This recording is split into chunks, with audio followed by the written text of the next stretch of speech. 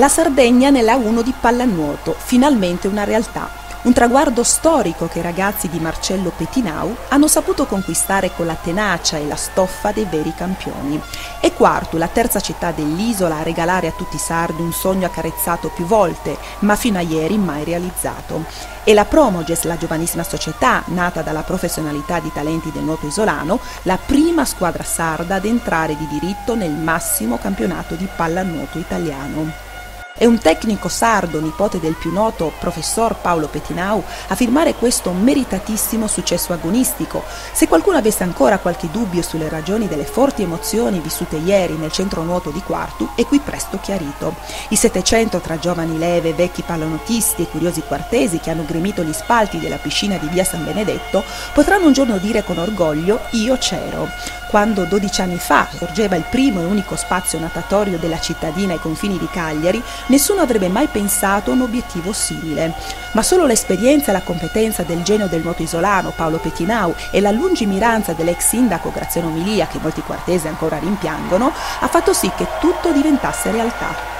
Come il sesto posto nella finale del libero combinato della Synchronet quartese Francesca De Ida ai mondiali di Shanghai, prima nuotatrice sarda a partecipare a un campionato del mondo con la nazionale maggiore e a sfiorare nel settore nuoto la partecipazione alle Olimpiadi di Londra 2012.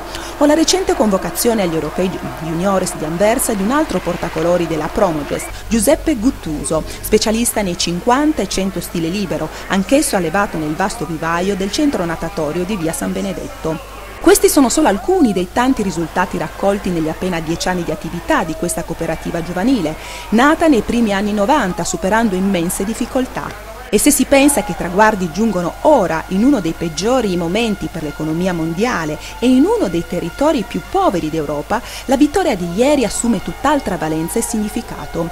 Grazie per il coraggio, la tenacia, lo spirito di gruppo che ci avete trasmesso e insegnato.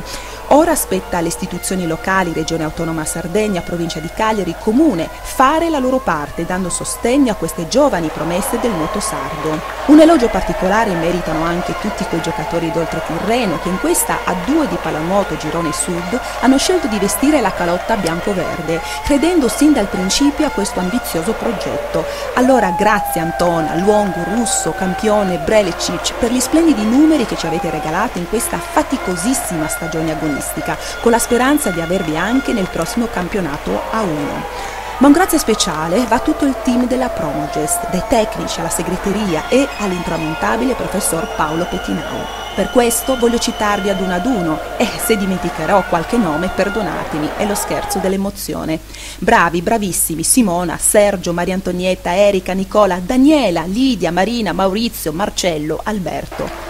Molti di voi siete stati miei compagni di vasca, qualcuno di pista e qualcun altro di banco. Per questo conosco quanti sacrifici, quanta caparbi avete messo in questi anni, lavorando giorno dopo giorno sul bordo vasca, tra i fumi e l'umidità dell'acqua clorata o tra i meandri della burocrazia, soffrendo in silenzio e risolvendo quei tanti piccoli problemi quotidiani che la gestione di una piscina comporta. Questo meraviglioso momento vi appartiene, godetevelo. Ora non vorrò annoiarvi con una trita e ritrita cronaca del 6-5 contro il Brescia, ma lascerò scorrere senza commenti le immagini che sono riuscita a catturare di questo indimenticabile match, mettendo in primo piano cori, suoni, colori, grida, sofferenza, audacia, gioia ed esultanza.